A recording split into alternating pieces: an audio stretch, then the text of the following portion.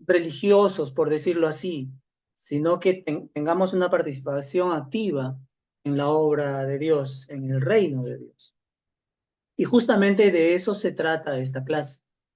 Esta clase es titulada Mayordomía y yo he querido darle un subtítulo que se llama La administración o administradores del reino.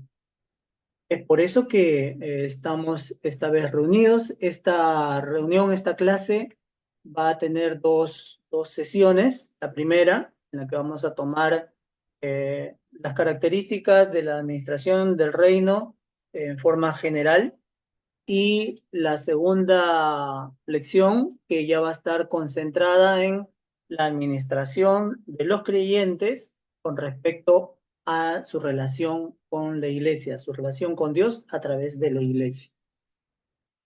Les voy a agradecer que tomen nota, que si en el desarrollo del tema se presentan preguntas, las anoten inmediatamente. Vamos a tener un break, un tiempo de 5 minutos aproximadamente, en el que podremos levantarnos, caminar o hacer lo que necesitemos hacer urgente. Y también habrá una sección de preguntas, posiblemente a mitad, posiblemente al final. Igual me interesaría que las preguntas que vayan surgiendo las puedan anotar en el chat, enviarlas como un mensaje, para tenerlas en cuenta, ¿no? Y a mí me ayuda muchísimo, a mí me ayuda mucho. ¿Algún comentario de ustedes, hermanos? ¿Alguna expectativa?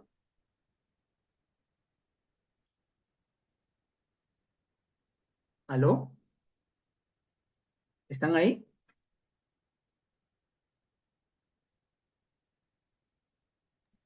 Amén. Amén, pastor. Buenas noches. Ruth. Ruth, Sí, pastor, buenas noches.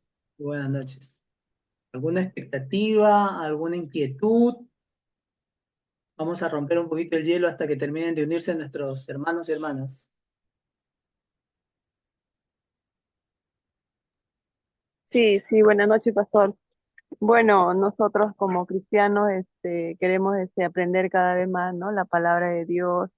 Creo que va a ser un tema importante para nosotros, ¿no? Acerca de lo que usted nos va a enseñar ahora en todo este tiempo, ¿no? Sí, Y yo muy estoy en cierto. la selva, pastor. De repente se me va a intercortar la línea. A veces le estoy escuchando un poquito así como que borroso, pero Recortar. estamos aquí. Sí, hay veces por lo que estoy en esta zona de la selva como que se me va a cortar un poco. Sí, se entiende a la perfección. Entonces, ¿pasamos lista?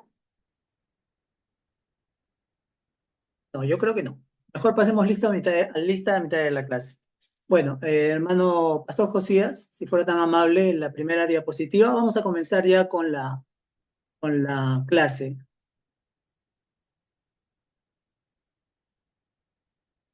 Pastor Josías,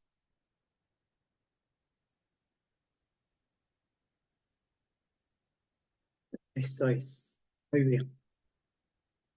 Tenemos el título de la clase, Administradores de un Reino. Pero creo que no hicimos lo más importante. Le voy a pedir que me acompañen en una rápida oración.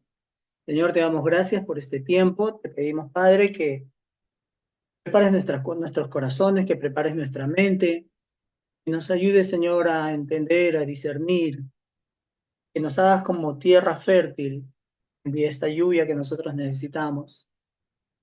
Queremos dar frutos, Señor. Asesóranos, ayúdanos, asesóranos con tu espíritu, ayúdanos con tu fortaleza. Guárdanos, Señor. Te doy gracias por cada uno de mis hermanos, hermanas y por los que se van a agregar en el transcurso de este tiempo. Gracias te damos en el nombre de Jesús. Amén. Bien. Mm, He querido titular Administradores de un Reino esta clase porque desde los comienzos de la humanidad, el ser humano siempre ha empezado, ha desarrollado una búsqueda de Dios, el entendimiento de tratar de saber y de entender de dónde provenimos. Y en ese propósito, el ser humano ha desarrollado diferentes teorías. Hay muchas teorías. El reino de Dios, desde la perspectiva humana, es el mundo que nosotros habitamos. Desde la perspectiva espiritual, el reino de Dios es donde habita Dios. Pero a nosotros nos compete estar bien empapados de un conocimiento pleno de lo que tiene que ver con estos dos reinos, porque a nosotros nos interesa saber cómo desarrollarnos en este reino humano que Dios ha creado y ha puesto a nuestro alcance, y también necesitamos saber cómo es que debemos desarrollarnos para poder tener acceso a este reino espiritual. Entonces quedamos claros que es un reino, pero que nosotros lo conocemos en dos dimensiones. La primera dimensión es esta, la física, la humana, la tangible.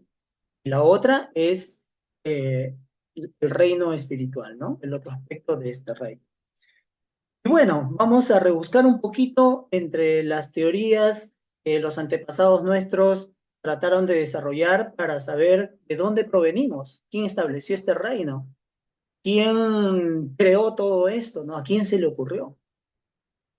Y vamos a repasar un poquito sobre las teorías que de repente en secundaria o los que están en universidad ya conocen.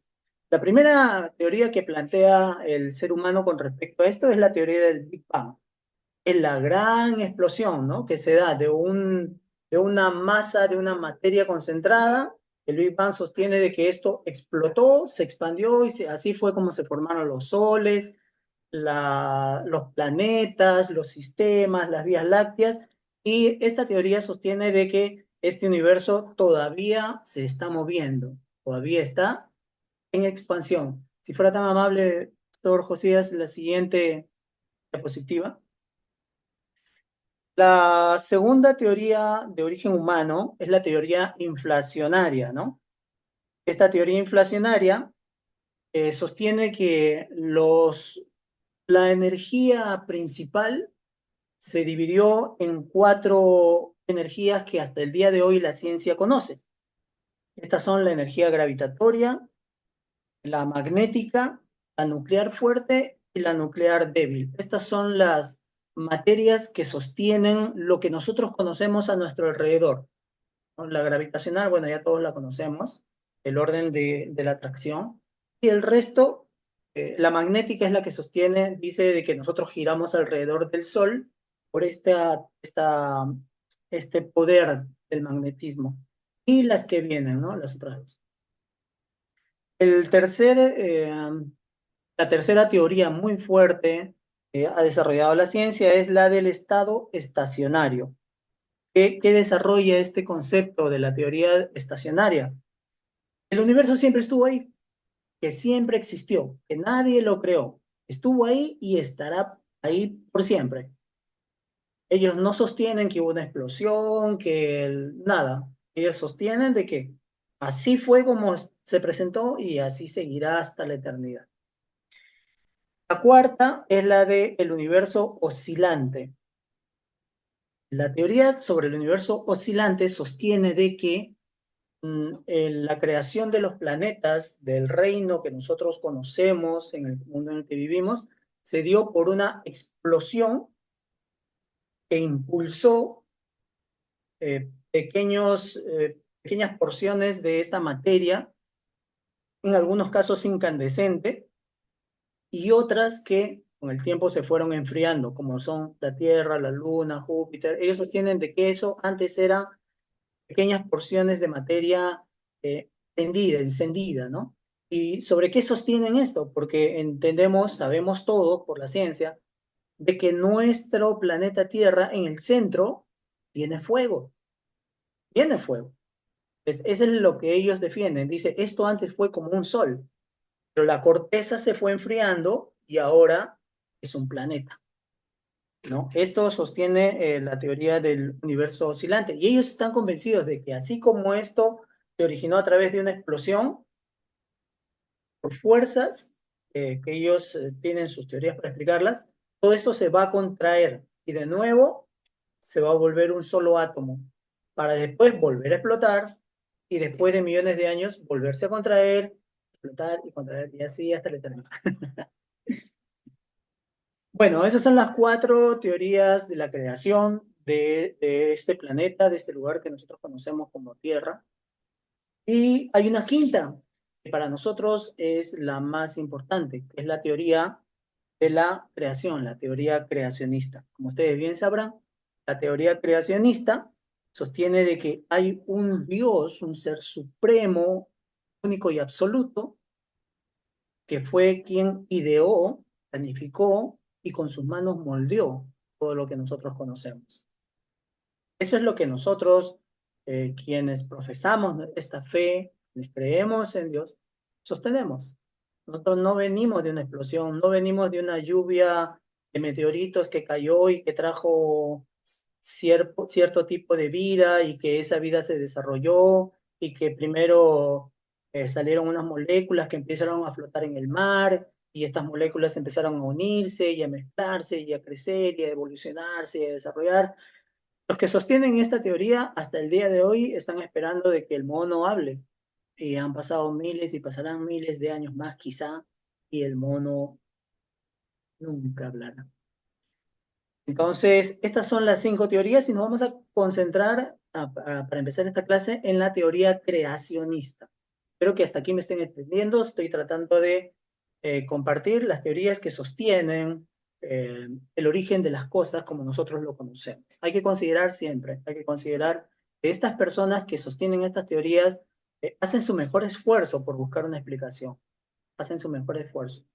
El día que ellos entiendan, acepten que de verdad existe un Dios creador, muy posiblemente eh, puedan aportar más, de una manera más real a lo que nosotros conocemos.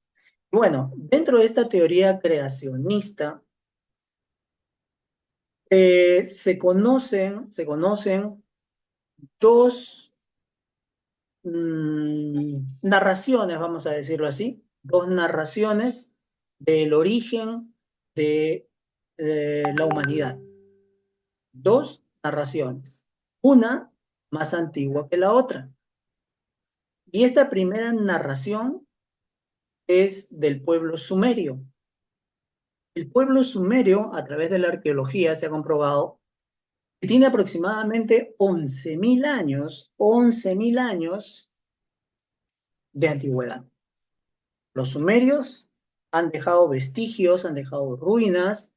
En el año 1890 aproximadamente, hasta ese año, hasta fines de 1800, se creía que la cultura más antigua en el mundo era la egipcia. Eso se pensaba, con aproximadamente 4.000 años de antigüedad. Pero se iniciaron excavaciones en Irak, que antes era Sumeria, en toda esa zona del Medio Oriente se iniciaron excavaciones y se descubrieron restos arqueológicos, entre los cuales habían tablillas de arcilla con un tipo de escritura cuneiforme. Es tanta la información, que hasta se pudo empezar a descifrar qué es lo que decía lo que estaba escrito en estas tablillas. Los sumerios desarrollaron esta capacidad de escribir, de poder transmitir a través de las generaciones eh, todo lo que hasta aquí sabemos de la antigüedad. Imagínense, 11.000 años atrás. Aproximadamente en el 3300 es que ellos desarrollan esta capacidad de poder establecer un idioma, un lenguaje escrito, una escritura, una forma de comunicarse como escritura.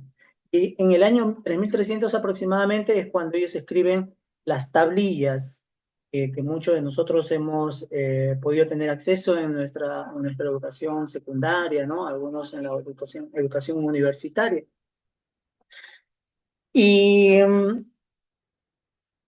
¿qué es lo que narra esta epopeya de Gilgamesh, para ser más exacto?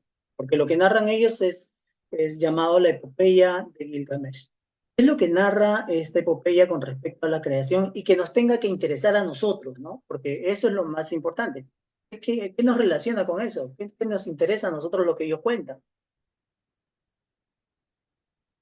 Pues nos vamos a sorprender mucho, porque en la narración que ellos tienen, eh, un conjunto de dioses, cuatro en especial, que representan los cuatro elementos de la tierra, el aire, la tierra, el aire, la tierra, el mar y el espacio. Estos cuatro dioses que representaban cada una de estas fuerzas, deciden establecer un lugar donde instalarse, ¿no?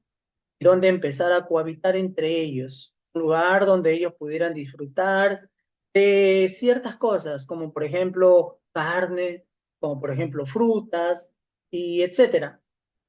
Entonces ellos empiezan a cohabitar en este lugar, ponen lo que se entiende como la tierra, pero ellos dicen, no, queremos algo mucho más especial. Además, somos dioses y nosotros necesitamos, como dioses, no podemos estarnos nosotros sirviendo a nosotros mismos. Entonces ellos se juntan y crean dioses menores con la intención de que empiecen a terminar esto que ellos habían fundado, que es la tierra que nosotros ahora conocemos. Pues estos dioses menores empiezan a hacer el resto de cosas, como por ejemplo formar los ríos, separar la tierra del mar, el lugar seco del mar y cosas así. Pero a la vez que estos dioses menores empiezan a convivir entre ellos con la visita de los dioses que venían a supervisarlos, ellos también se hacen la pregunta y dicen, pero nosotros también somos dioses. ¿Por qué no formamos o no creamos a alguien que nos sirva a nosotros? Y es aquí donde ellos se ponen de acuerdo y forman al ser humano. ¿Y con qué finalidad lo forman al ser humano? Con la única y exclusiva finalidad de servir a los dioses. O sea, ellos, en la mente de ellos, según el relato sumerio, los dioses no crean al ser humano para beneficiarlo, para tenerlo en el futuro con ellos, en otro nivel de vida. No. Ellos crean al hombre con la única finalidad de servir a los dioses. Y se empieza a narrar lo que se conoce por primera vez como el paraíso, ¿no? El Pardes en idioma sumerio, el Pardes. De la palabra Pardes sale la palabra paraíso. Entonces, es aquí donde el hombre es formado, es instalado, es puesto sobre la tierra y se le da la orden de que trabaje la tierra y eran los hombres, el ser humano, hombres y mujeres, quienes tenían que servir a los dioses. Entonces, ellos eran los que traían los animales, los mataban, los presentaban, y como los dioses no podían ahí estar con ellos, entonces recibían la orden de tener que incinerar esta carne de los animales para que suba hacia el cielo, porque en su entender de ellos, allí estaban los dioses. Y todas las demás cosas, tradiciones, acciones con respecto a la divinidad, fueron establecidas en Sumeria. Posteriormente a esto, en el relato de Gilgamesh, también se habla de un diluvio. 2000 años antes de que se escriba, de que aparezca el pueblo hebreo, ya se hablaba de un diluvio. Imagínense. Y bueno, y avancemos un poco más. Ya hacia el año 1400 antes de Cristo, perdón, hacia el año 1800 antes de Cristo, se tienen los primeros indicios de lo que es el pueblo hebreo. Hace 1800 años antes de Cristo, aparece en la historia Abraham.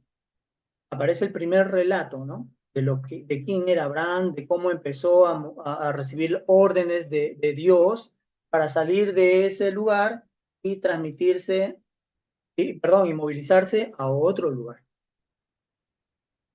Aproximadamente en el 1400, 400 años después de los primeros indicios de la aparición del pueblo hebreo, se entiende, se conoce que en la historia aparece Moisés. Después de toda la historia que nosotros ya conocemos, ¿no? Jacob, eh, José, que fue llevado a Egipto y todo esto.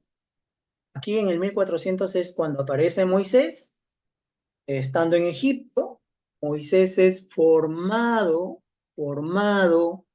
bajo los conocimientos de lo que se sabía de la creación a través de los sumerios, porque los egipcios absorben todo este conocimiento. Claro, ellos también desarrollan sus propias teorías, pero los egipcios absorben todo esta tradición oral, ¿no? Toda esta narración, toda esta narrativa de cómo fue creado el universo, los egipcios lo absorben. Recordemos que Moisés nace en Egipto y que es formado y educado con todos estos conocimientos. Cuando Moisés saca al pueblo de Egipto y lo lleva a través del desierto, camino a la tierra prometida, Moisés ya tenía conocimiento de todo lo que decían los sumerios con respecto a la creación, a la formación del hombre, para qué fue puesto el hombre, al diluvio y a muchísimas cosas más, muchísimos relatos. Recuerden esto o estudienlo. Los sumerios también tienen una versión de la Torre de Babel, también la tienen. Entonces Moisés saca al pueblo de Egipto, a los hebreos, por orden de Dios y los lleva hacia el desierto, hacia la tierra prometida. Y en este proceso de estar en el desierto es que nosotros entramos a tallar. ¿Por qué digo nosotros? Porque eso es lo que nosotros creemos. Tenemos la firme convicción de que es así, porque es palabra de Dios. Moisés, estando en el desierto, empieza a recibir la iluminación de Dios y empieza a narrar lo que nosotros conocemos ahora como la verdadera historia, el Génesis. Porque si nosotros creyéramos en la versión sumeria, entonces ya no seríamos cristianos, ¿no? Entonces Moisés empieza a escribir lo que él entiende a través de la revelación de Dios hacia él, de lo que fue, cómo se formó todo eso. Y escribe todo el Pentateuco. Y ustedes dirán, pero hermano, ¿usted de dónde me saca esto, no? O sea, usted me suena un poco. Vamos a la Biblia. Vamos a la Biblia. En el libro de Josué, capítulo 24, verso 15. Como ustedes habrán visto de repente en la introducción, yo puse que las referencias del estudio que he realizado incluye o abarca diferentes versiones de la Biblia, ¿no? Hay algunas que nos ayudan a entender algunos conceptos o palabras que a veces a nosotros se nos hacen un poquito complicado. Posiblemente lo que yo lea suene o se lea diferente en la Biblia que ustedes tienen, pero vamos a Josué capítulo 24, verso 15, y dice, acá está Josué, acá ya murió Moisés, acá está Josué llevando al resto de los sobrevivientes del desierto para introducirlos a la tierra de Canaán, a la tierra prometida. Ya este pueblo, desde que estuvo en Egipto, ya tenía conflictos. Entra a Canaán y Dios le dice a Josué, todos los pueblos que están ahí yo te los voy a entregar, pero yo necesito algo. Miren lo que dice, Josué 24:15, a ver si lo encontraron, síganme. Pero si les parece mal servir al Señor, elijan ustedes mismos a quién van a servir. A los dioses que sirvieron sus antepasados al otro lado del río Éufrates. Inclusive está dando una ubicación geográfica. Decidan ustedes si van a servir a los dioses que sirvieron sus antepasados al otro lado del Éufrates. Estamos hablando de Egipto. Bueno, esa es la región, ¿no? Lo primero que te encuentras es Egipto y hacia la izquierda, a ver, hacia la derecha de Egipto está Irak, Irán, lo que en ese tiempo era Sumeria. Ah, Fijan ustedes mismos a quiénes van a servir. Si a los dioses que sirvieron sus antepasados al otro lado del río Éufrates, o a los dioses de los amorreos, que era la tierra donde ellos estaban, a los dioses de los amorreos en cuya tierra ustedes ahora habitan, pero por mi parte, dice Josué, mi familia y yo serviremos al Señor. O sea, Josué les está diciendo y nos está diciendo a nosotros que en la historia del pueblo hebreo, ellos, a pesar de que habían sido rescatados de Egipto, servían a otros dioses. Ellos ya tenían un conocimiento de lo que eran esos dioses y habían adquirido una formación en cuanto a cómo estos dioses habían formado la tierra y qué es lo que pedían del hombre. Y ellos tenían sus propias tradiciones y costumbres, a pesar de ser un pueblo hebreo, fue capturado, fue esclavizado y fue formado con una cultura. Y ellos servían a otros dioses. Y a pesar de que habían pasado por Egipto, a pesar de que habían estado en esclavitud en Egipto, a pesar de que Dios con mano poderosa los había sacado de ese lugar haciendo prodigios y maravillas y los había llevado a través del desierto hacia la tierra prometida, ellos seguían adorando a estos dioses. Mejor dicho, seguían conservando tradiciones pasadas.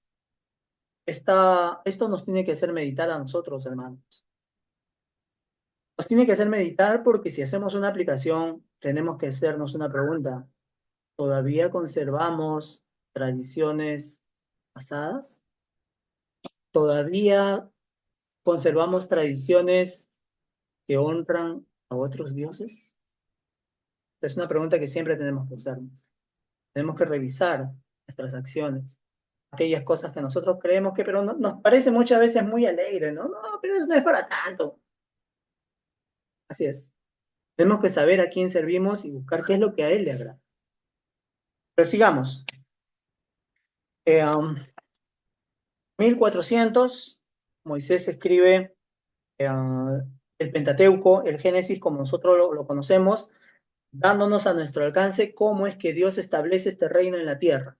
Este reino que está compuesto por humanos, este reino animal, este reino vegetal, como hasta el día de hoy nosotros le llamamos. En ambos casos, tanto en el relato sumerio como en el relato hebreo, los escritores tienen un solo objetivo y esto es hacernos saber la intención del creador, de considerarnos como participantes activos de su obra. Dios establece un lugar en la tierra muy diferente a todos los demás. O sea, no toda la tierra creada era un paraíso, habían desiertos, habían lugares áridos, habían lugares espantosos donde no había vida. Pero Dios decide poner al hombre, no lo suelta a su suerte. No dice ya creé el mundo, ya, pues, ¿cómo te defiendes ahí? No. En el relato, en ambos relatos, Dios establece un lugar muy especial, un lugar donde fluye vida. La ubicación estratégica que podemos ver a través del estudio geográfico de dónde estaba ubicado este paraíso, lo regaban 3 ríos. O sea, tenían abundante agua, era un valle precioso, hermoso, donde fluía la naturaleza en todo su esplendor. Allí eligió Dios poner al hombre. Y esta es la intención del escritor, ¿no? Tratar de hacernos entender que nosotros tenemos un lugar importante en este proyecto que inicia Dios para con la humanidad. Un lugar donde fluye la vida, donde abunda el agua dulce y los animales tienen hierba fresca, un lugar donde Dios cohabita con el ser humano. Génesis capítulo 3, verso 8, te lo voy leyendo. Génesis capítulo 3, verso 8, dice, y oyeron la voz de Jehová Dios que se paseaba en el huerto. Dios cohabitaba con su creación, con el ser humano. Era un lugar que Dios escogió para él poder cohabitar, para poder tener comunión con el ser humano. Eso fue el Edén o el inicio la verdadera intención de nuestro Creador. Dice, y oyeron la voz de Jehová Dios que se paseaba en el huerto y le da una responsabilidad al hombre que es fundamental para lograr la subsistencia en armonía con Dios. Esta responsabilidad que le da Dios, el Creador, al ser humano, es aquella que muchas veces el hombre trata de evadir. Nosotros por naturaleza, lamentablemente, somos rebeldes. Por naturaleza, o como ustedes lo quieran llamar, ¿no? Por intervención diabólica. Algunos dicen que el rebelde está poseído. Bueno, a ver, yo quisiera que me demuestren un cristiano que no es rebelde. Todos de alguna manera tenemos algo de rebeldía instalado en nuestro interior. Eh, y esta responsabilidad que le da Dios al hombre, vamos a Génesis capítulo 1, verso 26, se los leo, dice, ¿no? Y señoree el hombre, el ser humano, y señoree en los peces del mar, en las aves de los cielos, en las bestias, en toda la tierra. Le da una autoridad, ¿no? Le da una facultad, Dios al ser humano. Por sobre toda su creación, el ser humano es quien recibe esta responsabilidad única. Nadie sobre esta tierra tiene esta responsabilidad, ningún animal. Así el león se ha llamado el rey del reino animal. El ser humano tiene la capacidad que un león no tiene. Pasemos por favor a la siguiente diapositiva. Hermano Josías, ¿me ayuda con la siguiente diapositiva? Y para la administración de este espacio, de este Edén, de este paraíso, de este reino terrenal, Dios no deja las cosas así como por casualidad. Dios establece un modelo divino. No nos abandona a nuestra suerte. Génesis 2:15. No tengo la anotación. A ver, si alguien puede leer Génesis 2:15, me podría ayudar mucho. Yo mientras les voy leyendo Génesis 1:31. Si encuentra la cita, quien encuentre me lo hace saber y lo lee, por favor. Génesis 1:31 dice, y vio Dios todo lo que había hecho, y he aquí que era bueno. Dios lo hace todo con una intención llena de amor. Aquel que ama, hace las cosas bien para el que ama. Ese es el corazón de Dios. Y vio Dios todo lo que había hecho, y aquí que era bueno. Junto con la creación de este reino terrenal, Dios estableció un orden para el correcto funcionamiento de las cosas. Hermano Josías, por favor, la siguiente diapositiva. Después de lo sucedido en Edén, el hombre ve afectada su comunión con el Creador. Ahora tiene que aprender de sus errores. Ahora el hombre tiene que aprender de sus errores después de lo que pasó en Edén, asumiendo la consecuencia de sus actos. Actos que demuestran que Dios le dio al hombre una de las facultades más importantes con las que cuenta el hombre, la capacidad de elegir. Dios pone todo a disposición del hombre. El hombre hace caso omiso a las recomendaciones de Dios. Y por lógica, esto trae una consecuencia. Pero a pesar de esto, Dios no le quita esta facultad, el libre albedrío. Adán tenía absoluto libre albedrío. Eva tenía absoluto libre albedrío. ¿Hicieron mal uso de esto? Sí, lo hicieron. ¿Tenía que tener consecuencias? Por supuesto que tenía que tener consecuencias. Es aquí, a partir de aquí, donde el hombre asume una función diferente.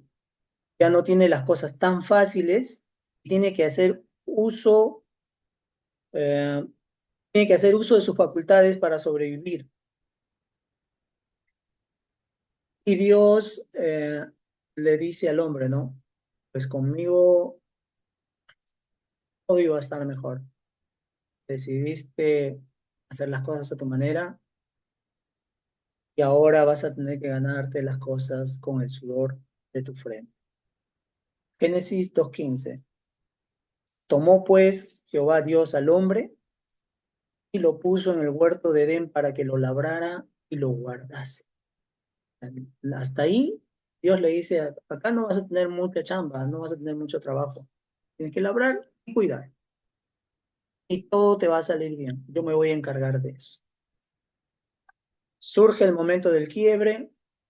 Eva le invita el fruto a Adán. Se rebelan contra la orden de Dios. Y a partir de aquí, las cosas cambian. Génesis 3, capítulo 3, versos 17 al 19. El extracto es: Adán, con el sudor de tu rostro comerás el pan. Aquí ya no solamente era salir, arrancar unas hojitas, dialogar con Dios, verlo en su majestad, ahora ya no. Ahora el ser humano va a tener que esmerarse para poder ganarse el sustento divino. Y como en todo trabajo, como en toda empresa, hay que trabajar.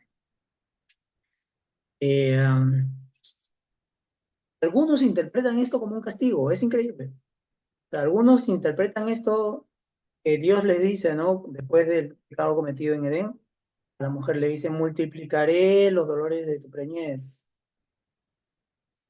Increíblemente la psicología demuestra que esto une más al ser humano que está creciendo en la barriga de la mamá con la mamá. La mamá que sabe, conoce los dolores de traer un hijo al mundo, los dolores del parto, se siente mucho más identificada con su hijo. ¿Ofició? Saquen sus conclusiones cada uno. Y al hombre le dice, y te ganarás el pan con el sudor de tu frente. Es aquí donde a Dios se le ocurre la mejor idea que nosotros conocemos, el trabajo, algo que muchos odian, el trabajo. Dios a través de aquí le dice al hombre, pues vas a aprender a hacer las cosas de diferente manera. Siguiente diapositiva, por favor, pastor. Pero como en toda empresa que quiere salir adelante,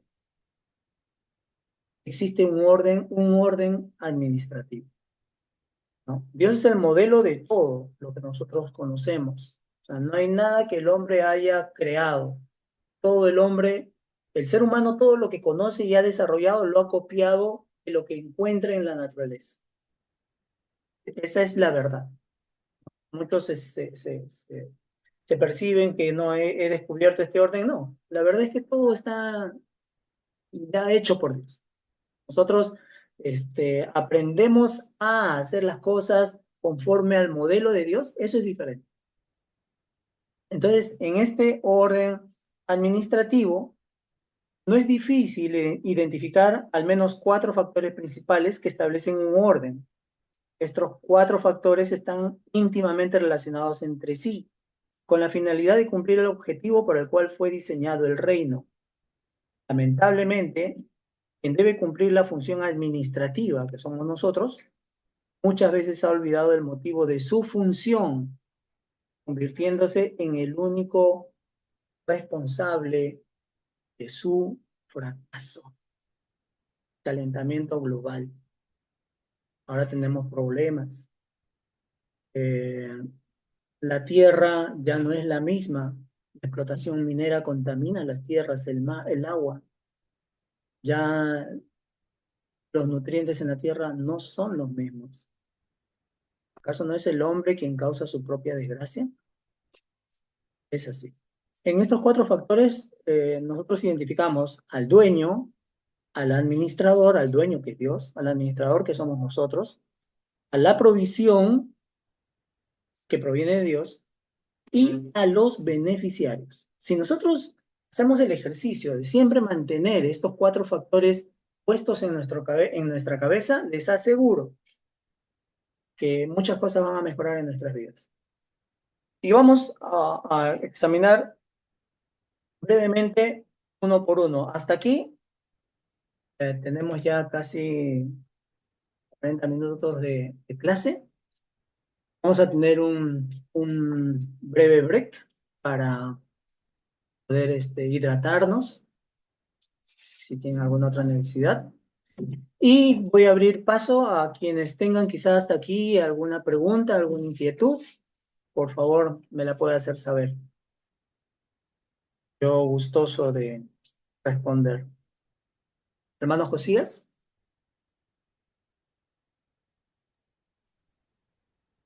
Amén, pastor.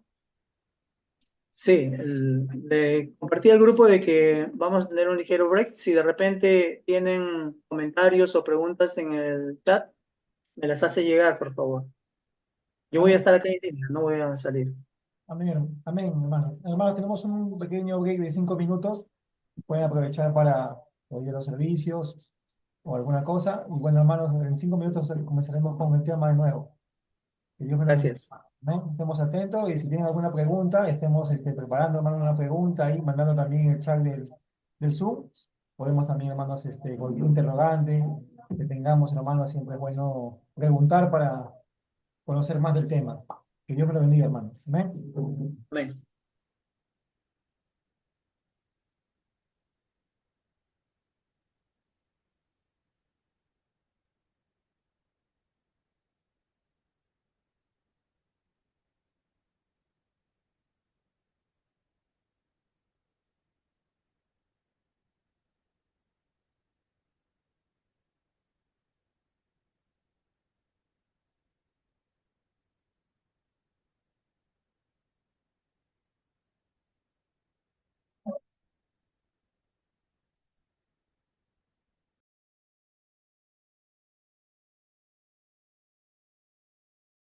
Gracias, Cristo.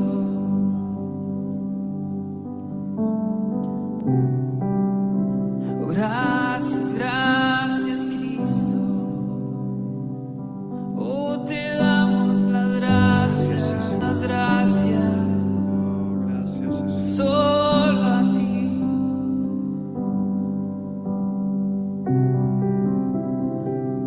Oh, solo a ti, Jesús. Gracias, gracias, Cristo. Hoy buscamos una alabanza fresca, Señor, de gratitud hacia ti. Hoy levantamos, Jesús, una alabanza de gratitud hacia el trono.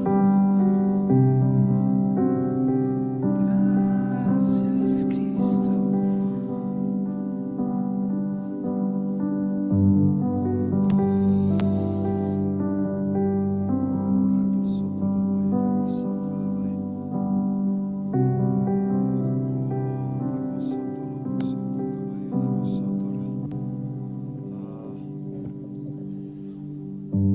Temprano yo te buscaré, de madrugada yo me acercaré a ti. Mi alma te anhela, tiene sed. Para ver tu gloria y tu poder. Temprano yo te buscaré, de madrugada yo me acercaré a ti. Mi alma te anhela, tiene sed. Para ver tu gloria y tu poder. Mi socorro has sido tú. y de la sombra de tus alas, y yo me gozaré. Mi alma está pegada a ti, y porque tu diestra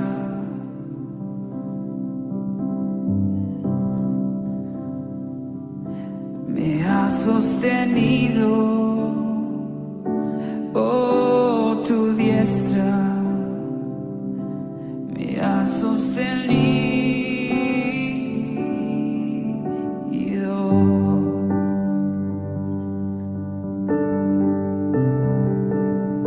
Oh, te damos las gracias, gracias, Cristo.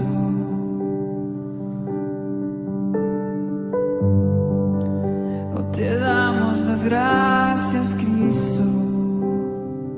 Oh, te buscamos solo a ti en esta mañana.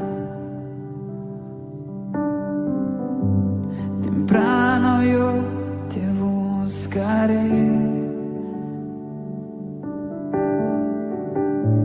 De madrugada yo me acercaré a ti. Mi alma te anhela, tiene sed,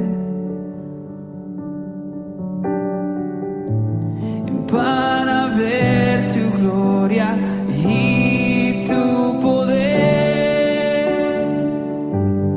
Mi socorro has sido tú, de la sombra de tus alas, y yo me gozaré. Mi alma está pegada a ti, porque tu diestra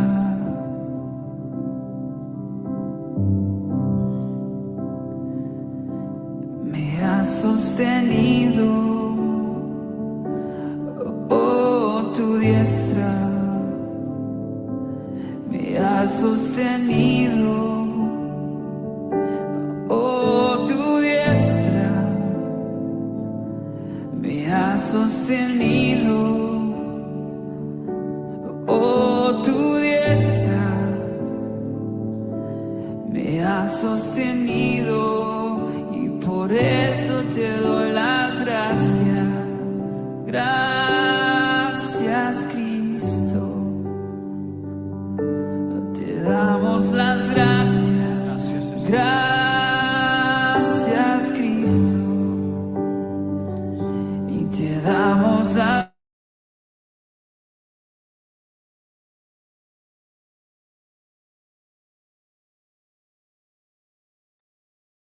Amén, mis amados, Dios me lo bendiga. Ya hemos pasado este pequeño break. Espero que, bueno, hayan tenido tiempo para algunas cosas que han podido hacer. Y bueno, continuamos con el tema. El tema está muy interesante, mis amados, acerca de mayordomía. Estamos aprendiendo todas las cosas que competen al reino, a las cosas del Señor, y sabemos que esta enseñanza es de vital importancia para nuestra vida cristiana. Así que, sin más que decirles, le doy pase al pastor Pedro Flores para que continúe desarrollando su tema. Bendiciones. Muchas gracias, hermano. Sigamos entonces. Le pido a Dios en este intervalo, le he estado pidiendo a Dios de que eh, provoque esto algo en cada uno de nosotros. Que todo esto que estamos estudiando, que toda esta exposición, que provoque algo, ¿no? Esa es la intención, creo. Cada uno de nosotros creo que es la intención de Dios. Sigamos entonces. Nos habíamos quedado en el orden administrativo, en estos 4 componentes que se pueden identificar fácilmente. Y vamos a pasar a estudiar un poquito cada uno. La siguiente diapositiva, por favor, pastor.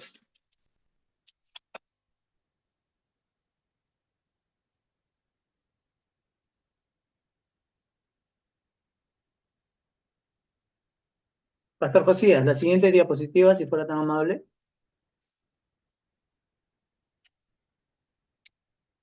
Bueno, yo les voy avanzando.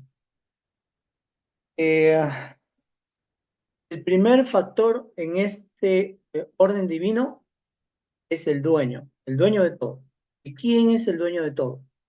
El dueño de todo es Dios. Las escrituras identifican a Dios como soberano, rey de reyes, señor, dueño, amo absoluto de todo. Se le llama de diferentes formas también. El pueblo hebreo le ponía Adonai, el Shaddai, Jireh, Jehová Jireh.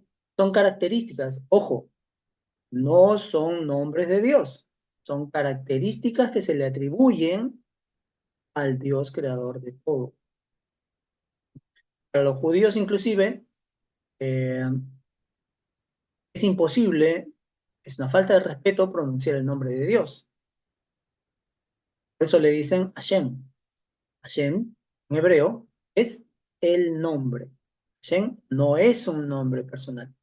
Hashem significa el nombre, porque para ellos es una falta de respeto decir el nombre de Dios.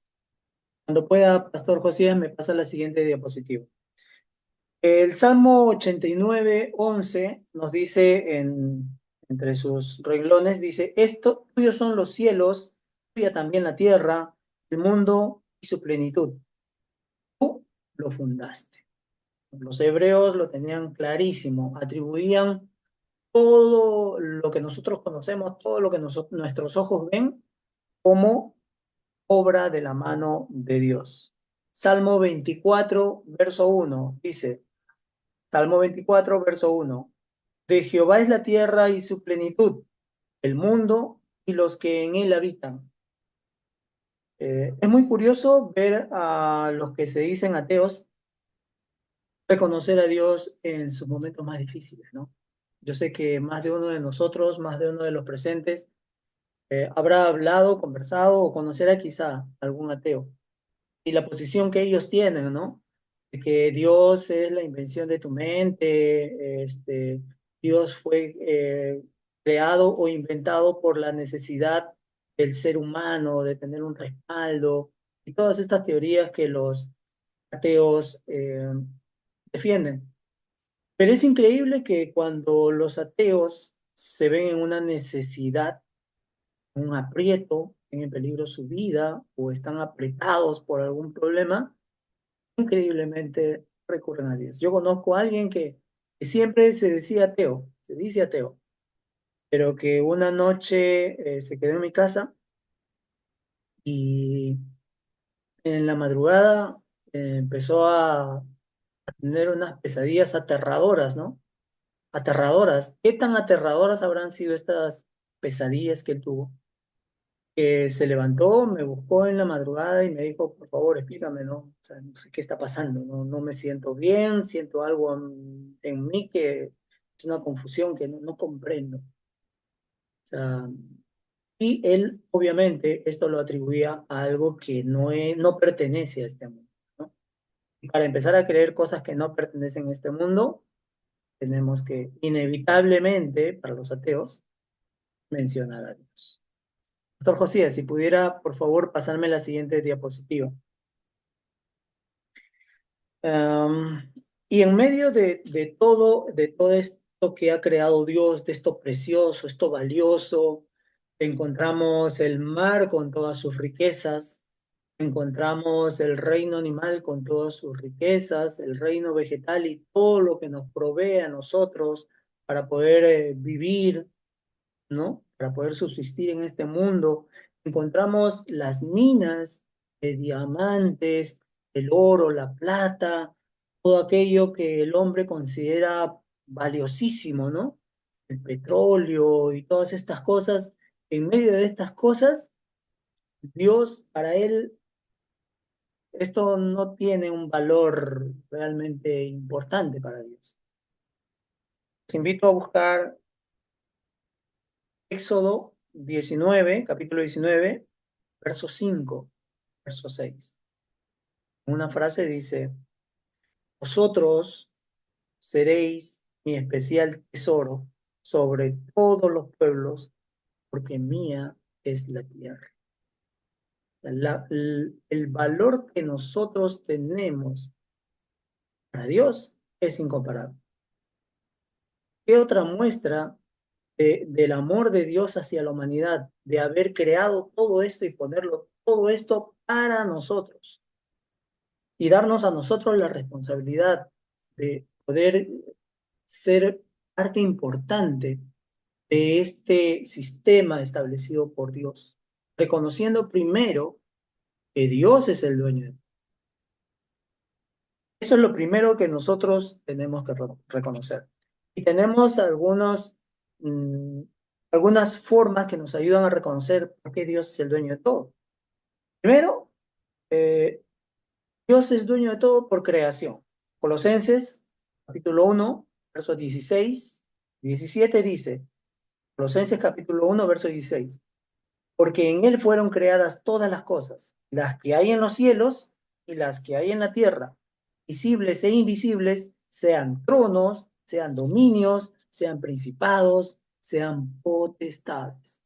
Todo lo que el hombre pueda imaginarse, ¿no? Los astrólogos dicen Júpiter y Saturno se conjugan y ellos buscan de que el hombre tenga un mejor día, que a la mujer le vaya bien, que va a encontrar novio, que va a encontrar novia. Bueno, todo ha sido diseñado, creado por Dios y nada de eso tiene vida propia de no ser por Dios. Es Dios el que gobierna todo. Por lo tanto, nosotros reconocemos que Dios es Dios por creación. Segundo punto, Dios es dueño porque sustenta. ¿De qué valdría todo lo creado si muriera? De nada valdría. Hebreos capítulo 1, verso 3 dice así, es Dios quien sustenta todas las cosas con la palabra de su poder.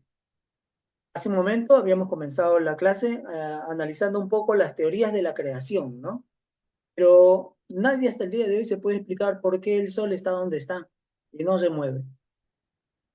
¿Por qué la Tierra han pasado millones de años y sigue girando alrededor del Sol? ¿Por qué la Luna no se ha chocado con la Tierra o con Júpiter o con Marte o con Venus? ¿Quién sostiene este orden? ¿Quién sostiene las cosas como están? Dios es el sustentador.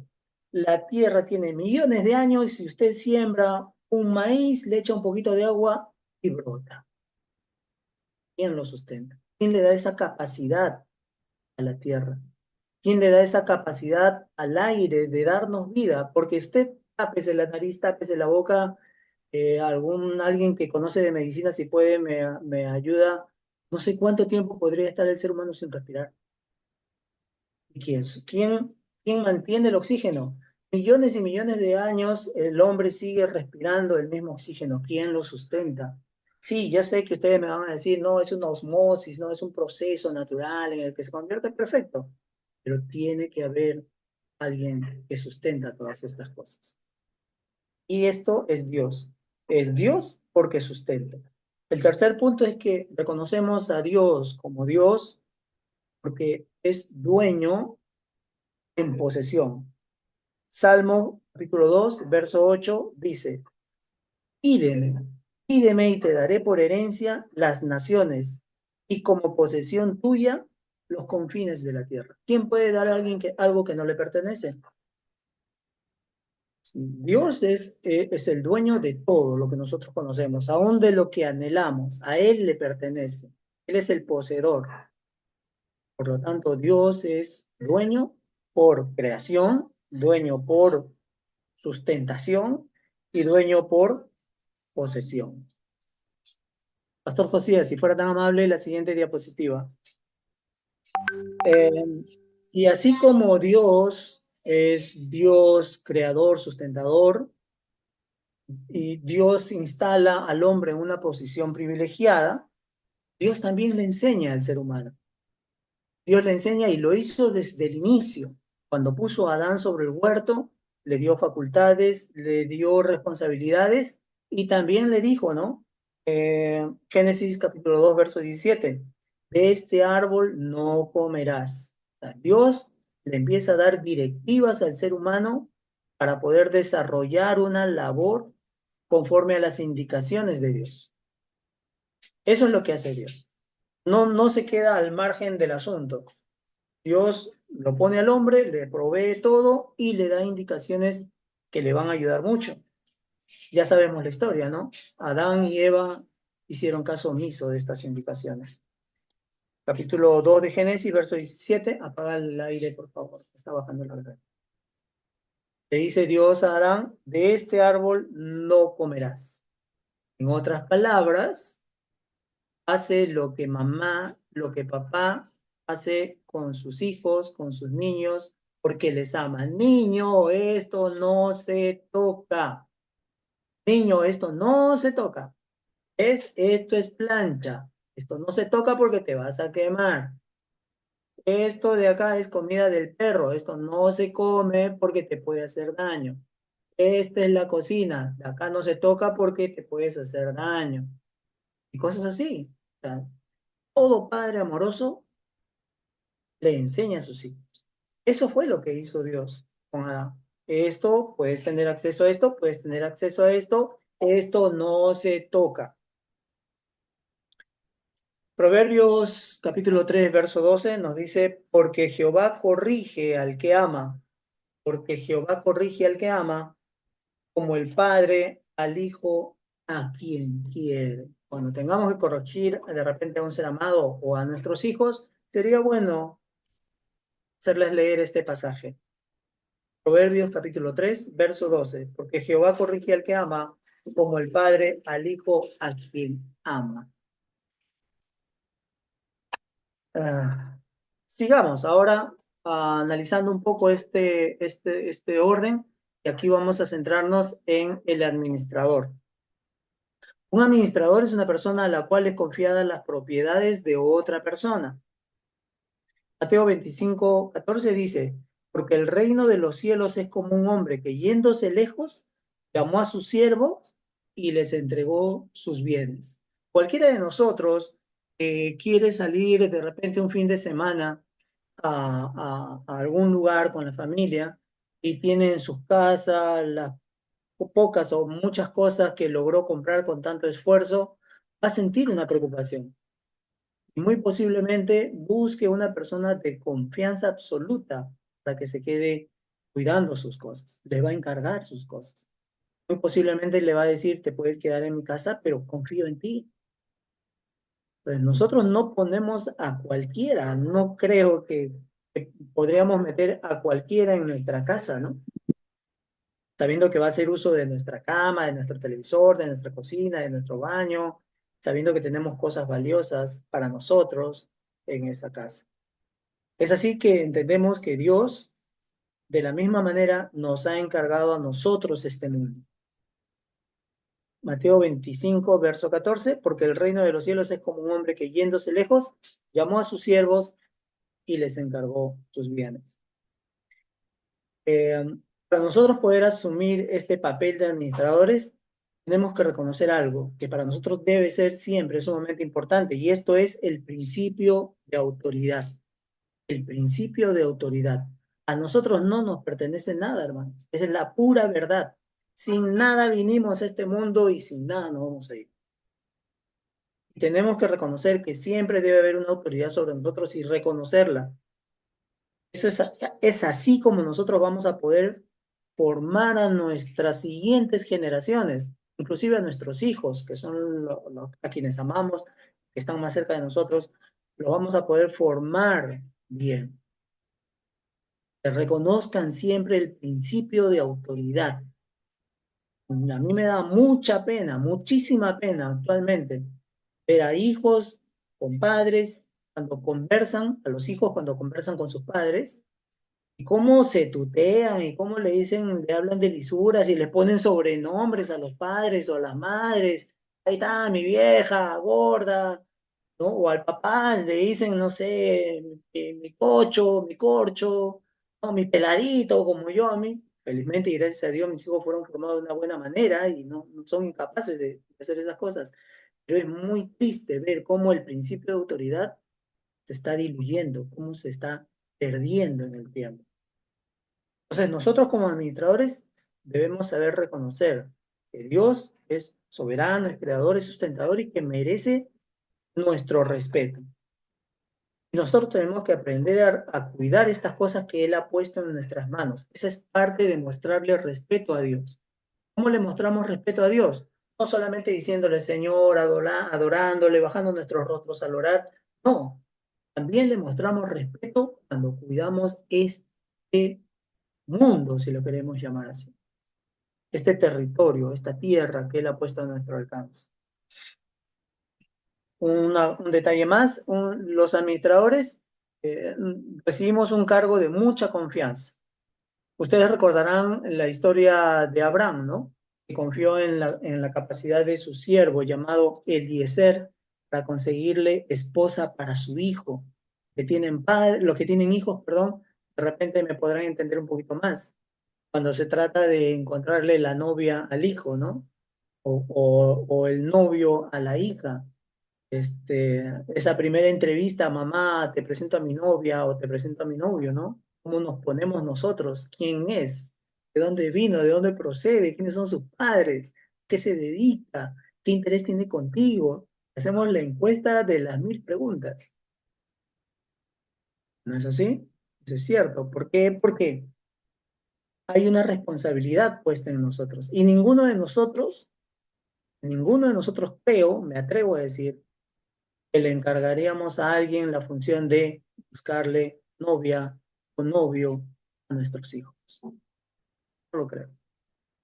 Pero imagínense, Abraham sí lo hizo. Abraham le encargó a su mayordomo Eliezer que vaya y que le busque esposa a su hijo. Más allá del hecho histórico, esto está escrito para que nosotros entendamos cómo actúa Dios para con nosotros. Él ha depositado su absoluta confianza en nosotros. ¿Y qué estamos haciendo nosotros con esta confianza que Él ha depositado? ¿Estamos cumpliendo con las expectativas de Dios? Tenemos que hacernos esta pregunta a diario. ¿Estamos cumpliendo? ¿Estoy cumpliendo yo con las expectativas que Dios tiene en mí? Me ha dotado, me ha dado facultades.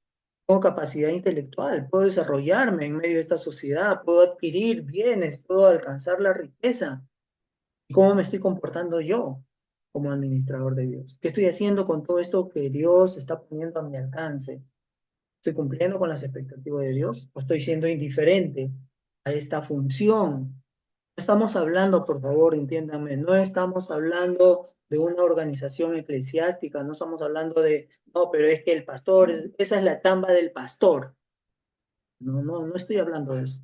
Estoy hablando de cada uno de nosotros como seres humanos, un entorno que no fue creado por nosotros. Nosotros hemos sido puestos en este lugar, en este mundo, en esta tierra.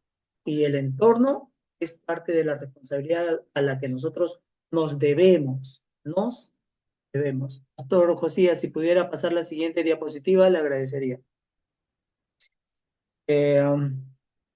Y este es el ejemplo, ¿no? Eliezer fue, buscó la esposa para su hijo, regresó a Abraham. La historia la conocemos.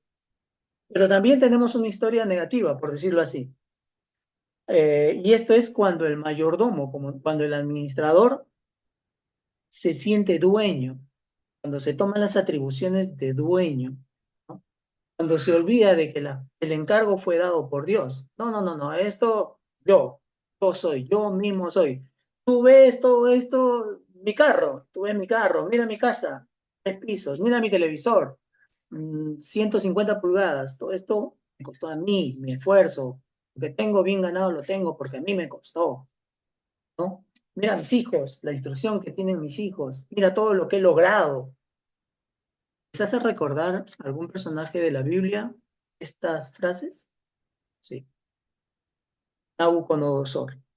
Y esto lo podemos encontrar en la Escritura, en el libro de Daniel, en el capítulo 4, versos del 30 al 33. Ahí está toda la historia, pero yo he querido elegir solamente estos 3 versículos.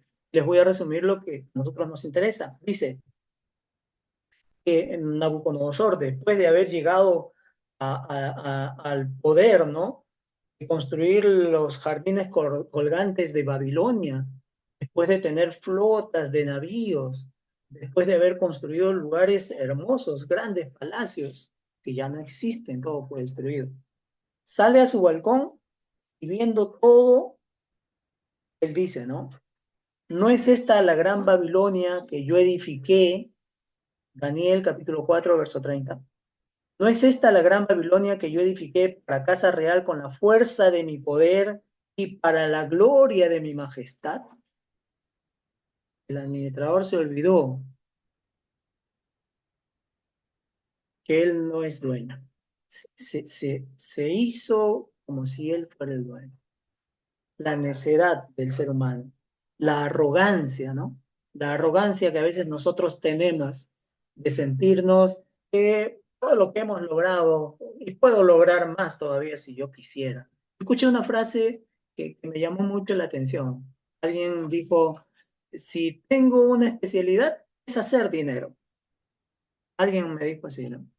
Si yo tengo una habilidad, si yo tengo un don, ¿no? Él dijo, si yo tengo una capacidad, un don, es la de hacer dinero. Así que el dinero lo hago. Eso también no es problema. Eso a mí me suena un poco a soberbia. Lamentablemente hay muchas personas, inclusive dentro de nuestras iglesias, que piensan así. Lamentable, ¿no?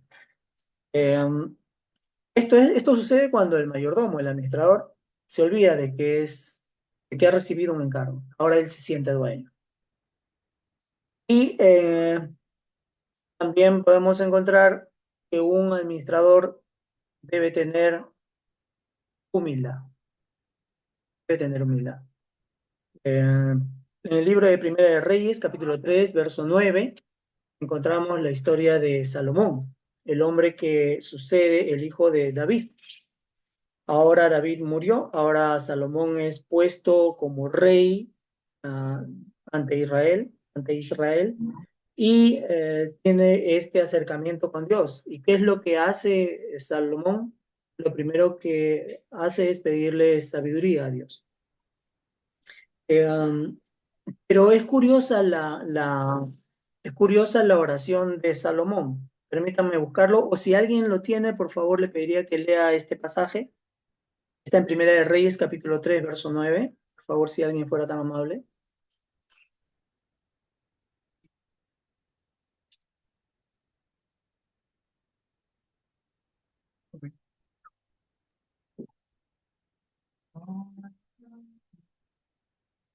¿Hay alguien por ahí? ¿Alguien nos acompaña? Primera de Reyes, capítulo 13, perdón, capítulo 3.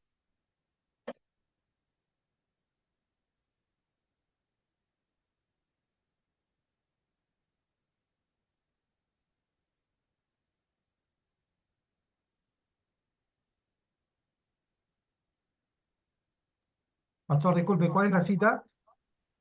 Primera de Reyes, capítulo 3, verso 9. Yo ya la encontré ya. Gracias. José, si Amén, pudiera pasar la siguiente diapositiva.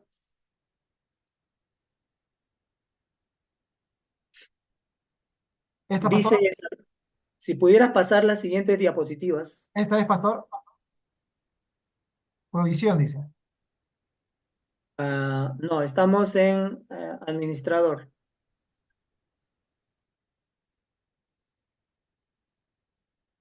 A ver, les voy leyendo, hermanos.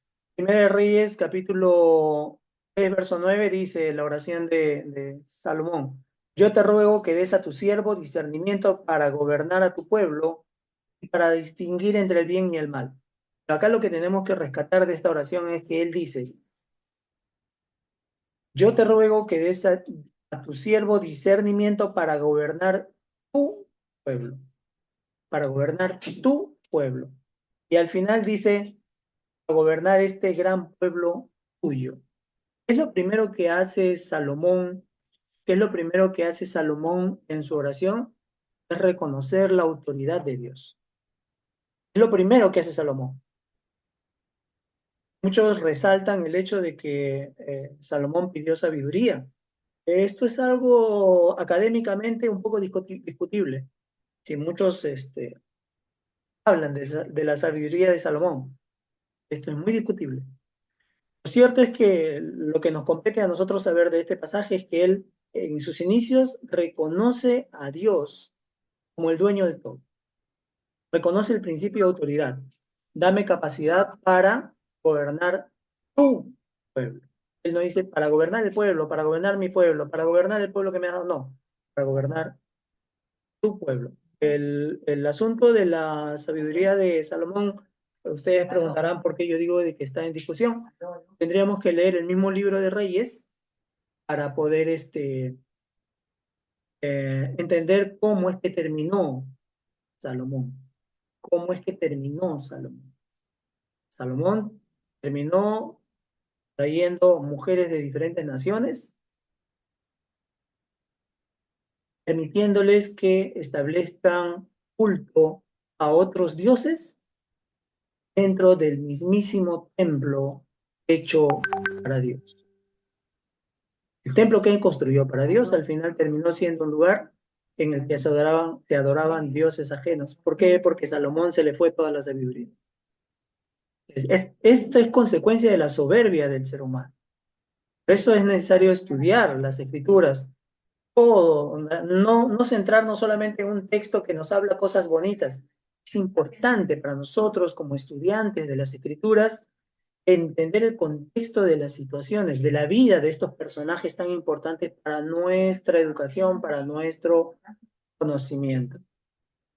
Entonces, ¿qué entendemos del administrador? Que tiene que reconocer el principio de autoridad, que tiene que reconocer el principio de propiedad, ¿no? Algunas personas, dice aquí, algunas personas creen que el simple hecho de poseer o utilizar una cosa los convierte en dueños. Esta idea está muy arraigada en el ser humano. Tratemos de quitarle a un niño un juguete y vamos a ver cómo se pone. Nosotros tenemos que aprender la diferencia entre poseer y ser dueño, ¿no?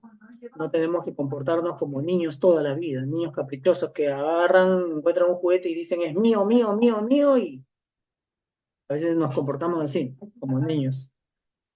Entonces, pasamos a la siguiente diapositiva, por favor, Pastor Josías. Entramos a comentar el asunto de la provisión. Y esta frase me encanta. La provisión y el error humano de convertir la bendición en maldición. La siguiente diapositiva, Pastor. Una provisión es facilitar algo que es necesario para un fin. Ese es el concepto de provisión. Es algo que alguien provee con una finalidad. Vamos a la Biblia, Mateo capítulo 6, verso 26, dice: miren a las aves del cielo, que no siembran, ni ciegan, ni recogen en graneros, vuestro Padre Celestial las alimenta. ¿Acaso no valen ustedes mucho más que ellas? Esta provisión es puesta por Dios y tiene una función específica. Nosotros diremos, ¿qué tiene que ver esto con nosotros? Si está hablando de las aves. ¿Ustedes saben qué le pasaría al mundo si es que las aves desaparecieran? Si tan solo las abejas desaparecieran, ¿ustedes saben cómo se alteraría el curso de la humanidad? Yo sé que sí, lo deben haber escuchado. El peligro de que las abejas desaparezcan. Igual, Dios sustenta cada una de estas cosas con una finalidad. Cada una de las cosas que han sido puestas sobre esta tierra cumplen una función, cumplen un ciclo. Las aves tienen una función en este mundo que es pasajero. Nosotros también tenemos una función en este mundo, pero nuestra función es más elevada todavía, porque lo que nosotros hacemos repercutirá en las vidas de las personas en la eternidad. Imagínense ustedes la gran diferencia. Esta provisión que Dios ha puesto a nuestro alcance, su palabra, el conocimiento, Él pone a nuestro alcance todos los días. Todos los días podemos escudriñar las escrituras, conversar con alguien, averiguar bien, averiguar un poco más cuál es nuestra función, cómo debemos servir realmente a Dios, qué es lo que realmente le agrada a Él, qué es lo que le desagrada de nosotros, cómo debemos comportarnos con nuestro entorno. toda esta información es sumamente importante para poder cumplir con el cometido por el cual hemos sido puestos sobre este mundo. Lo que nosotros hacemos con lo que Dios nos ha dado, con la provisión que Dios nos ha dado, recuérdenlo, hermanos, va a repercutir en las personas en la eternidad.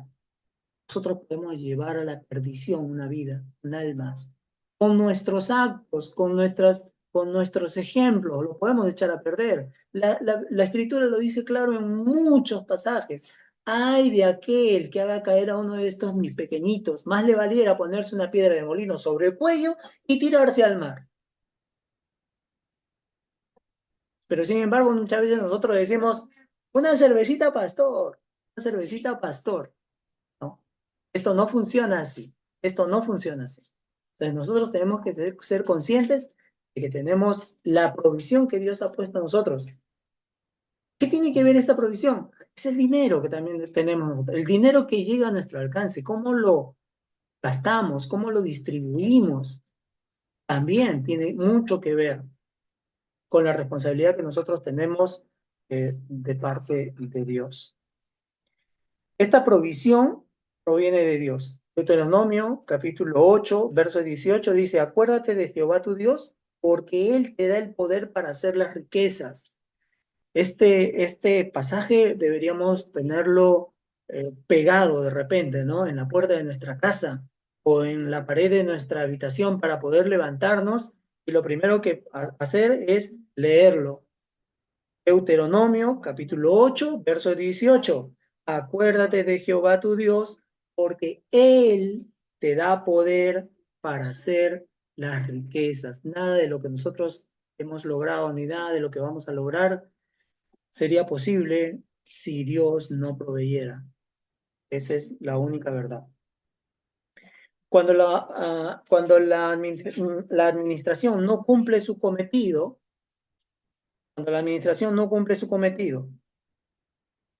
el apóstol Pablo, haciendo referencia del sistema al que había pertenecido, recordemos que el apóstol Pablo era un judío formado dentro de las canteras de los fariseos. Fariseo de fariseos, dice, judío de judíos se identifica él. Recordemos que él es formado, ¿no? Él conocía cómo se movía todo este sistema en el templo, cómo se distribuían las ofrendas, cómo se distribuían los sacrificios, la carne de los sacrificios y todo lo que llegaba al templo. Él estaba ahí en medio de todo eso. Él era parte de esa mafia, para ser más claros. Y el apóstol Pablo, en 1 de Timoteo, capítulo 6, verso 10, dice, porque raíz de todos los males es el amor al dinero, el cual, codiciando algunos, se extraviaron de la fe.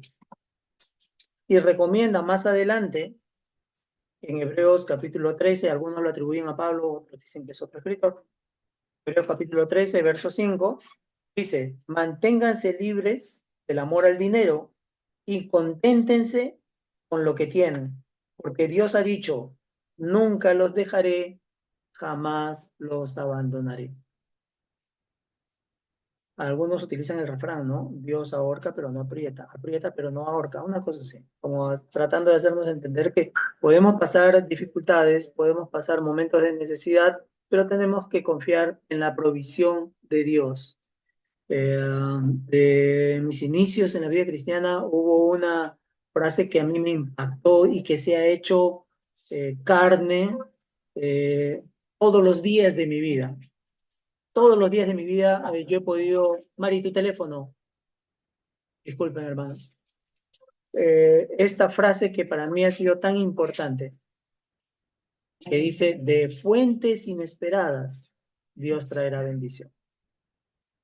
Esto con respecto a la provisión. Por último, ¿qué nos dice con respecto a la provisión de Dios?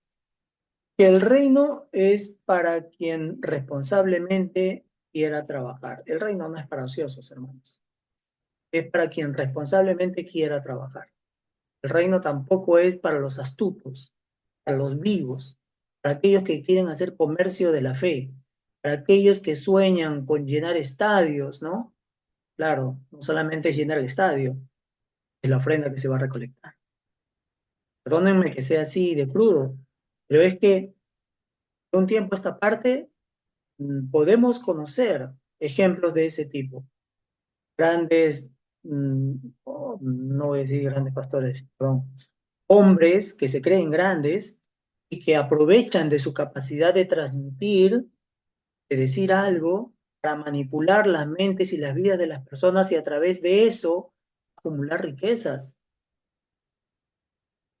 Entre comillas, hombres de Dios, que tienen jets privados, aviones particulares, grandes mansiones, yates, edificios, propiedades, mientras la gente se muere de hambre en las calles. Dios juzgará. Quizás soy un poco ligero en mi observación, estoy completamente convencido de que Dios juzgará. El reino para quien responsablemente quiera trabajar. Esto nos dice la Biblia en el capítulo 21 de Mateo, el Evangelio de Mateo, capítulo 21, verso 43. Lean este pasaje que es importante. Dice, por tanto os digo, el reino de Dios será quitado de vosotros y será dado a gente que produzca los frutos de él. Por tanto os digo que el reino de Dios será quitado de vosotros y será dado a gente que produzca.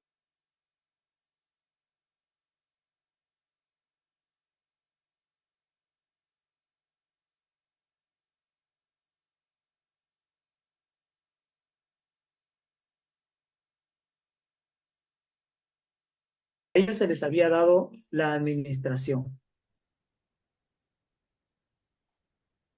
Entonces, perdone si es que ha habido alguna interrupción.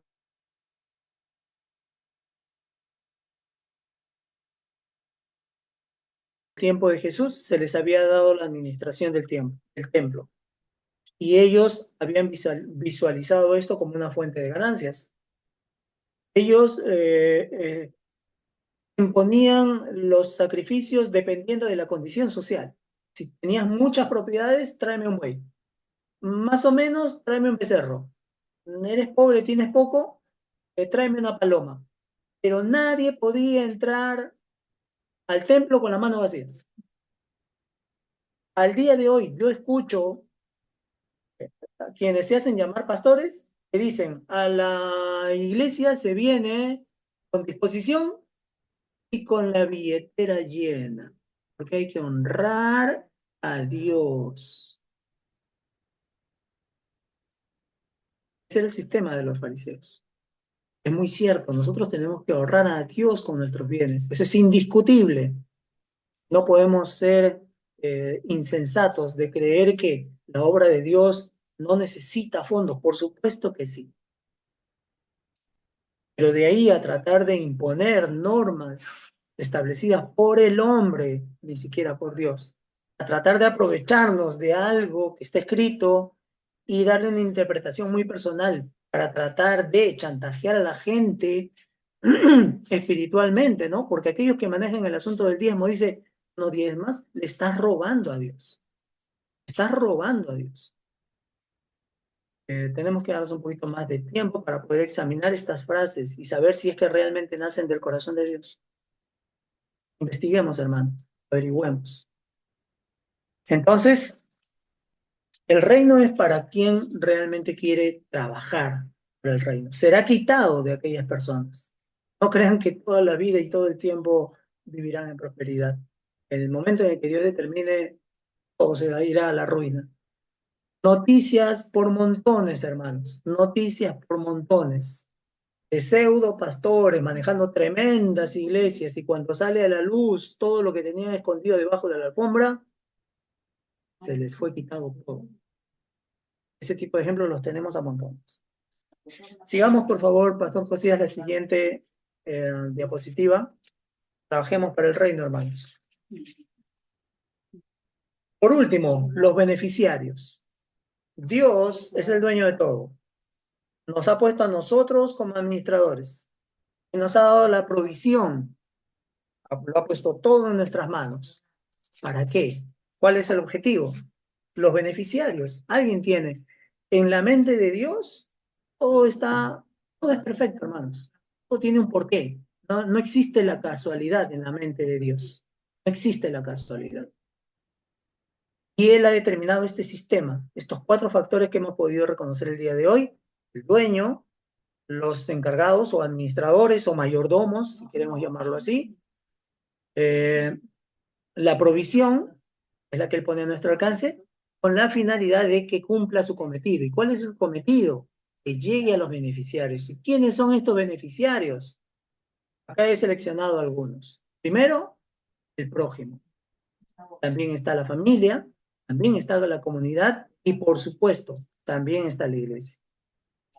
El propósito en el corazón de Dios, en 2 de Corintios, capítulo 9, verso 10, dice: porque así como Dios le da semillas al agricultor y también le da el pan que lo alimenta, así Él mismo les proporcionará abundantes cosechas para que ustedes puedan ayudar a otros. Muchas veces agarramos de todo el texto el pedacito que más nos gusta, pero a veces no nos gusta esta partecita, ¿no?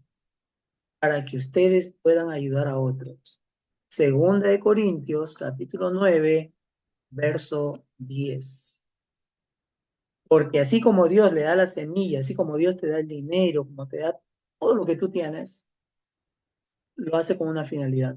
Que tú también tengas en tu mente, en tu corazón, lo que tiene Dios en su corazón. Los desposeídos, los abandonados, los olvidados. Una buena administración cumple su cometido cuando son beneficiados el prójimo. Perdón. Todos podemos recordar esta frase que siempre se usa en muchos mensajes, ¿no? Tuve hambre y me diste de comer. Esto está en Mateo capítulo 25, verso 35.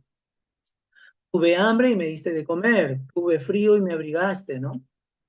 Estuve mal y me socorriste. Y sabemos que es Dios hablándole al ser humano. ¿Ves a tu prójimo? Pues teme a mí. Dios pone delante de nosotros siempre, siempre, siempre pone delante de nosotros personas con algún tipo de necesidad para saber qué estamos haciendo nosotros con lo que Él nos ha dado. El segundo beneficiario que yo identifico en este sistema es la comunidad. Isaías capítulo 1, verso 17. Es un pasaje que me encanta. Isaías capítulo 1, verso 17. Dice: aprendan a hacer el bien. Comienza diciendo el texto o el pasaje: aprendan a hacer el bien. Esfuércense en hacer lo justo. Ayuden al oprimido. Hagan justicia al huérfano. Defiendan los derechos de las viudas. ¿Acaso esto no es preocuparse en la comunidad? Por supuesto que sí. Es el Antiguo Testamento. Es Isaías quien escribe esto. Es Isaías quien le hace el llamado de atención al pueblo de Israel, a la clase de alcurnia de los sacerdotes, de los reyes. Les hace este llamado de atención de parte de Dios, porque esto no estaba pasando. Los administradores no estaban cumpliendo con el cometido. Estaban enriqueciéndose ellos mismos, estaban guardando en sus arcas sus animales, se estaban apropiando de animales, de terrenos, de todo lo que podían, ellos lo tomaban y para ellos era su riqueza. Y es aquí donde Dios a través de Isaías les dice: hagan esto, que es lo que quiere Dios. Aprendan a hacer el bien, ocúpense por el oprimido, hagan justicia al huérfano, defiendan a las viudas. Esta frase está íntimamente ligada con el concepto de salvación en el Antiguo Testamento. En el Antiguo Testamento no se hablaba de la salvación como llegar o entrar al paraíso o entrar a la presencia de Dios. No, este concepto en el Antiguo Testamento no se manejaba. En el Antiguo Testamento se entendía salvación a la capacidad de una persona de salir de la condición dolorosa, penosa en la que se encontraba. Para los judíos, para los antiguos, para los patriarcas, el concepto de salvación estaba íntimamente ligado. Recuerden ustedes el pasaje, no me acuerdo muy bien la cita, en la que Jesús entra a la casa de el recaudador de impuestos, y el recaudador de impuestos, movido por la presencia de Dios, dice, ¿no? Pues yo a partir de este momento digo que voy a devolverle al triple o al cuádruple lo que le cobré de más a la gente. Este hombre reconoce que había hecho mal. Y ante la presencia de Dios, él se conmueve su corazón, entiende y dice, voy a devolver. Estas personas que estaban desposeídas, que habían sido despojadas de mala manera a través del pretexto de los impuestos, habían quedado en la total quiebra, en la total ruina.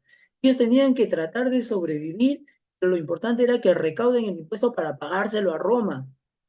Esta gente era explotada, era oprimida. Y cuando este hombre dice, voy a devolver, ¿qué responde Jesús? Alegrémonos porque la salvación ha llegado a esta casa. ¿Cuál era la salvación que se entendía? Que estas personas iban a dejar de sufrir. La salvación en muchos aspectos, ojo, en muchos sentidos.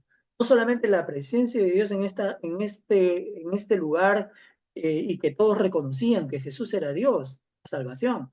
La salvación también estaba íntimamente ligada con restituir a la gente, ayudarlos, no abusar de ellos, compartir lo que nosotros teníamos.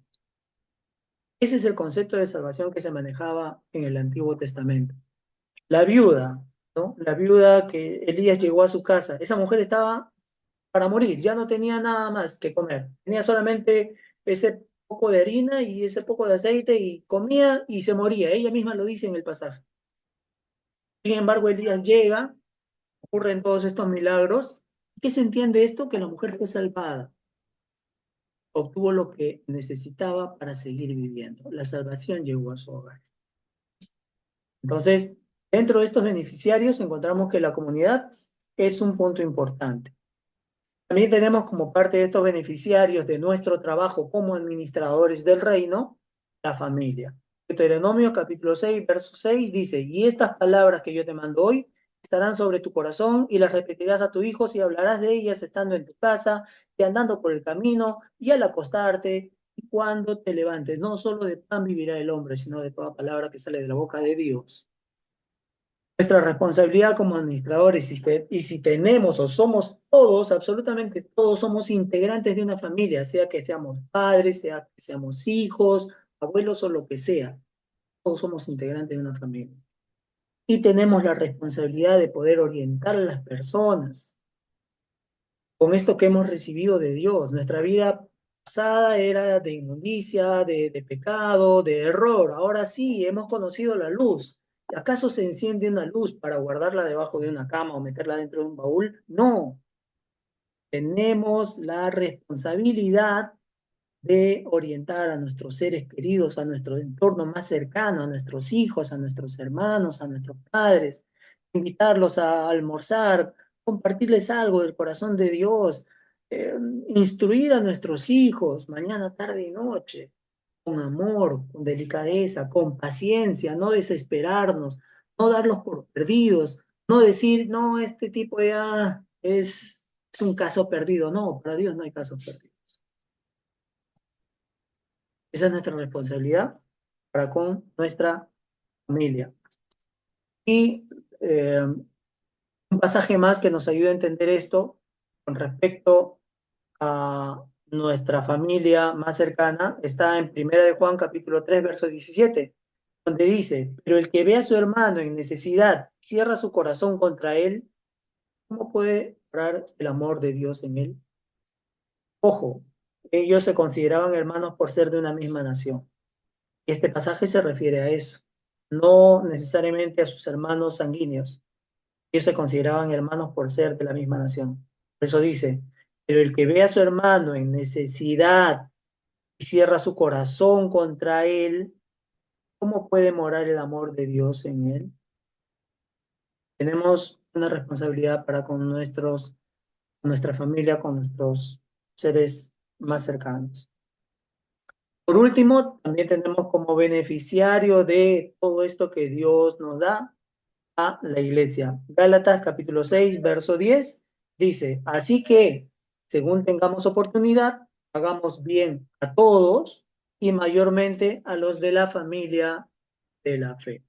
Es importante que también nos identifiquemos con nuestros hermanos en la fe, de tal manera que podamos cumplir este rol que tenemos en este mundo como administradores. Por último, uno de los beneficiarios que también es importante mencionar somos nosotros mismos. La capacidad de poder administrar nuestra economía nosotros mismos, para nosotros mismos, la facultad de poder administrar nuestras emociones es importante. El apóstol Pablo le dijo a Timoteo, ten cuidado de ti mismo, ten cuidado de ti mismo. Mejor dicho, cuida tus reacciones, cuida tus acciones, no te dejes dominar por nada, ten cuidado de ti mismo. En otras palabras, aprende a administrarte a ti mismo. Somos responsables de nosotros mismos también, hermanos. Bueno, esto ha sido todo por el día de hoy. Espero de que haya cumplido el cometido de poder inquietarlos. Espero que hayan surgido preguntas que las hagan llegar a través de nuestro hermano Josías o como ustedes lo crean conveniente. Espero que esta clase haya traído a la mesa temas de diálogo, de debate, de conversación, que lo puedan compartir, conversar de repente con los líderes de su iglesia, con su pastor. Yo encantado de poder recibir sus comentarios. Esto ha sido más que una clase teológica, una clase académica. Hemos podido recurrir a diferentes medios de información como escritos sumerios, como estudios arqueológicos y un poco de historia. Ahí tengo un poco de material que si ustedes lo desean, yo se lo voy a compartir al hermano Josías para que se los haga llegar a ustedes gustosamente. Muchas gracias por todo. Que Dios los guarde. Pastor Josías, muchas gracias por la oportunidad. Muchas gracias a cada uno de ustedes, hermanos. Bendiciones para todos. Gracias. Gracias. Gracias, pastor. Dios le bendiga. Amén, hermano, buenas noches. Dios me lo bendiga a cada Gracias, uno de hermano. ustedes. Pastor Pedro, ¿te ha ido Sí, ya? lo escucha, hermano. Hermano, buenas noches. Bendiciones, hermanos. Hemos estado atentos al tema que se ha llevado hoy, el día de hoy. El tema está compartido en 2 sesiones. El pastor ha llevado una clase en la cual ha querido armar el tema y para que puedan entenderlo a profundidad. Quisiera saber, hermanos, si alguien de ustedes tiene alguna pregunta, alguna inquietud acerca del tema, se lo puede preguntar. Ahí tenemos ahorita en lista 12 participantes. Está la hermana María Galvis, también está la hermana Ruth, el hermano William conectado, la hermana Irinea, la hermana Gaby, Fiorella, Cintia, Carmen. ¿Algún hermano tiene alguna pregunta? Amén, hermanos. ¿Alguna pregunta que tenga, que haya quedado quizás en el aire? Algo que quisiera que el pastor extienda un poquito más quizás, o reitere, quizás algunos no lo escuchó, o algo por el estilo. Bueno, hermanos, tenemos unos minutos para poder hacer la pregunta. Puedo hacerlo por audio, no hay ningún problema, hermanos. Para ya, hermanos, también dar como terminado el tema. Amén. Amén, hermanos. ¿Alguna pregunta, hermana Cintia, hermana Fiorella, hermana María Galvis? Hay una pregunta, Pastor Josías, de parte de la hermana Gaby Salazar. Me pregunta, ¿cómo podemos accionar, por ejemplo, para con la iglesia como beneficiario? Nosotros conocemos que la obra de Dios demanda de una economía, por supuesto que sí. Jesús tenía una economía, Jesús tenía una organización que lo respaldaba, tenía un tesorero. Ellos tenían gastos dentro del propósito que ellos tenían de expandir la buena nueva, la noticia que tenía de que el reino de Dios se había acercado. Nosotros podemos ver como beneficiario a la iglesia en nuestro rol de administradores, acercarnos a quienes están a cargo para empaparnos de cuáles son los proyectos que tiene la iglesia.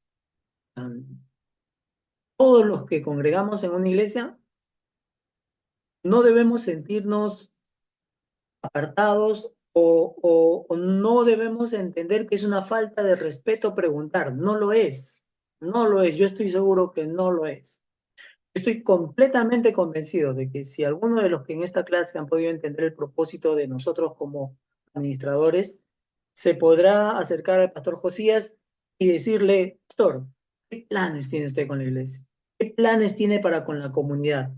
¿Qué planes, pastor? ¿En qué lo puedo ayudar? Y estoy completamente seguro que el pastor Josías le va a exponer una amplia variedad de proyectos que Dios ha puesto en su corazón. Y para cada uno de estos proyectos, obviamente, no solamente se necesita que contribuyamos como personas con nuestra presencia, sino que también, si está a nuestro alcance, poder participar económicamente, ¿no? El hecho de poder adquirir material para compartir, tiene un costo. Esa es la manera en la que yo entiendo que podríamos identificarnos como administradores, poniendo nuestros recursos al alcance de lo que Dios ha puesto en el corazón de quienes lideran las diferentes iglesias. Esa es la respuesta, o esa es mi respuesta, Gaby. Gracias. Hermanos, gloria al Señor. ¿Alguna pregunta más, hermanos?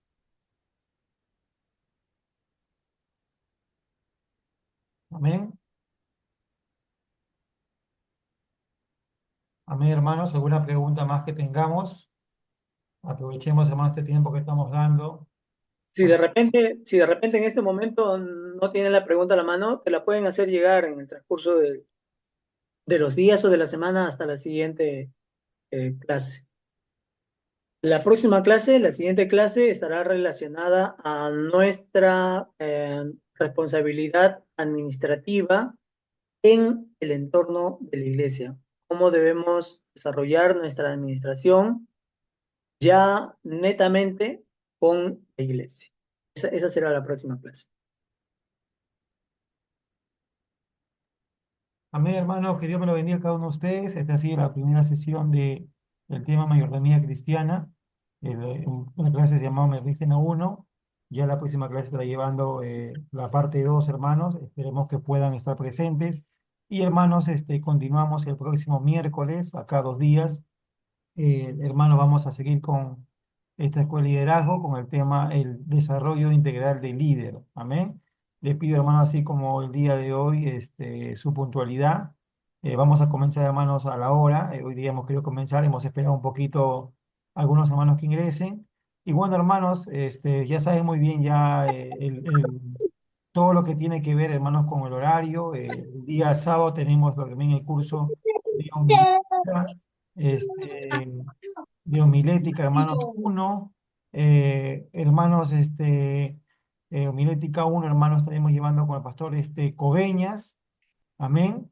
Y bueno, hermanos, yo sé que esta escuela, hermanos, que está llevándose, hermano, va a ser de bendición porque usted se va a Amén. capacitar, se va, hermanos, a equipar y, hermanos, lo más importante que esto lo va a aplicar, ¿no? La teoría tiene que ir acompañada de la práctica. Amén, porque es la manera, hermanos, que Dios trabaja, ¿no? Aprendemos, lo almacenamos y lo ejecutamos, ¿no? Eso es lo que queremos, hermanos.